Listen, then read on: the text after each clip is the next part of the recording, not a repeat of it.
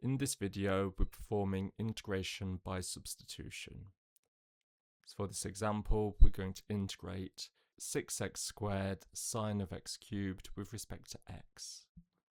So the first step is to identify the substitution, which we'll call u. So we're looking for the inner function. So the function that's inside another function. So in our question, we can see that the x cubed is inside of the sine function.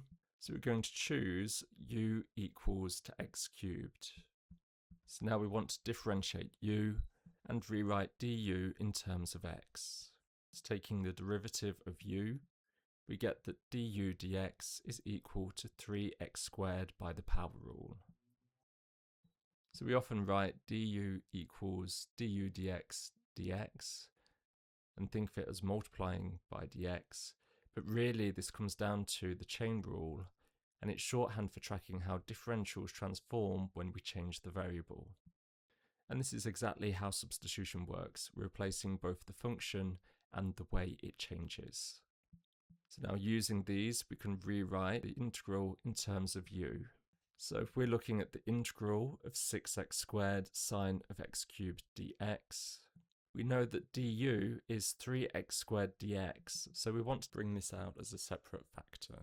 So if we divide the 6x squared by the 3x squared, this leaves us with just 2. So we're going to rewrite this as the integral of 2 sine of x cubed times by 3x squared dx. And now we know that the x cubed in the bracket is just u, and the 3x squared dx is du. And now we're at a point that we can perform the integration. So we've got the integral of 2 sine u du. So we know that sine integrates to minus cosine.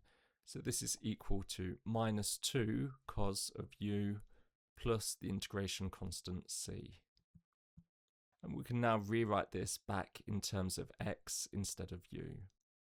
So from step 3, we know that left-hand side is equal to the integral of 6x squared sine x cubed dx, which is our original question.